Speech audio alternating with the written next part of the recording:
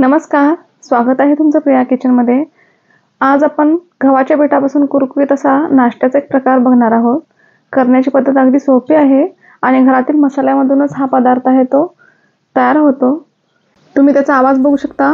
अगदी कुरकुरीत आणि खुसखुशीत आपला हा नाश्ता आहे तो तयार होतो. कुणाला वाटणारही नाही की हा गव्हाच्या पिठापासून बनवलेला नाश्ता आहे. उलट हा नाश्ता आहे तो पौष्टिक आहे, कारण आपण ह्यामध्ये गव्हाचं पीठ वापरलंय.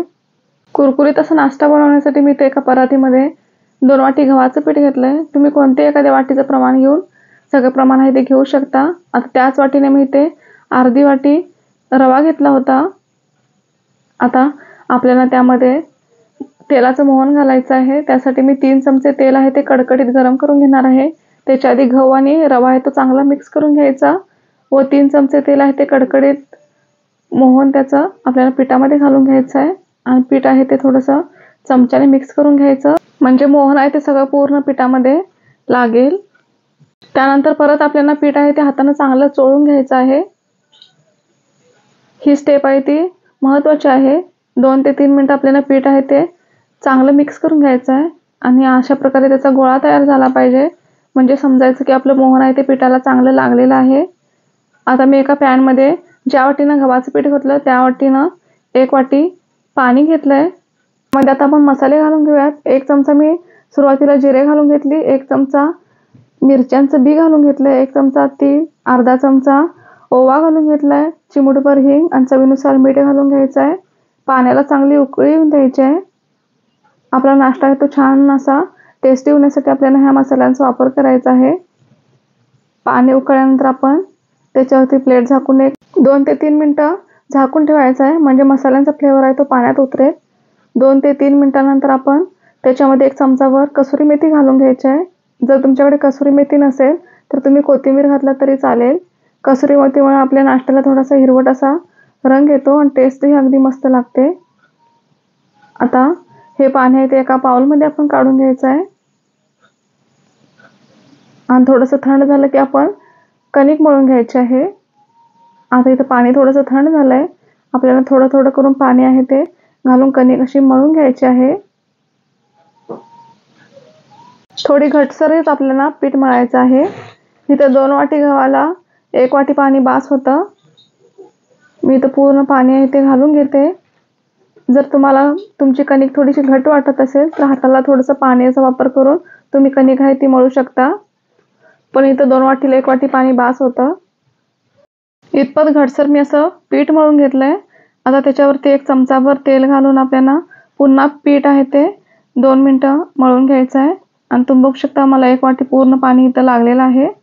आता मी 1 चमचाभर तेल घालून पुन्हा कणिक आहे ती 2 मिनिटं मळून घेते, म्हणजे आपला नाश्ता आहे तो छान असा खुसखुशीत होईल.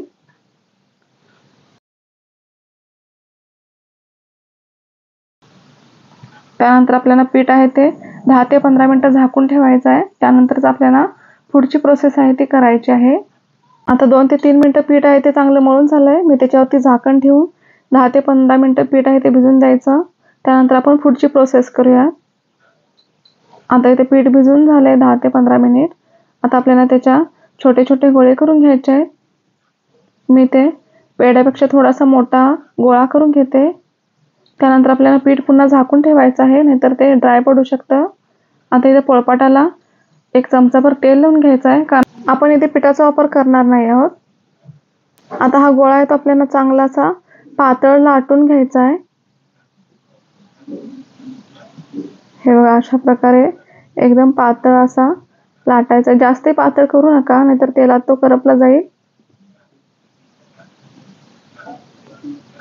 मी ते गोळा आहे तो लाटून घेतलाय. आता एकसारखा शेप येण्यासाठी मी ते कटर वापरलंय. तुम्ही एखाद्या काटाच्या टोपणाचा वापर केला तरी चालेल.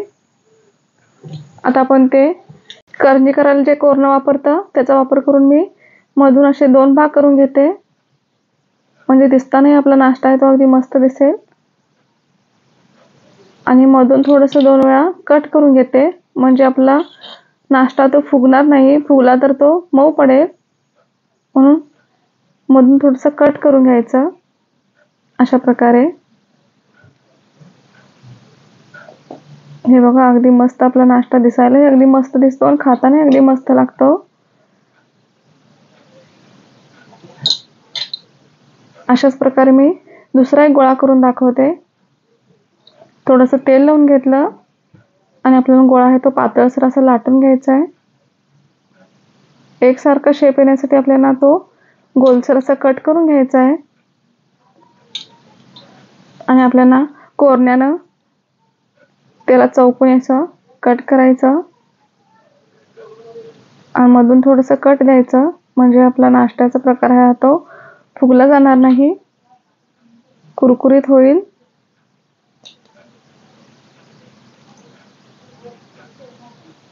आता आपल्याला हे गरम तेलात सोडून द्यायचं आहे. त्याच्यासाठी मी एका पॅनमध्ये तेल गरम करून ठेवलंय.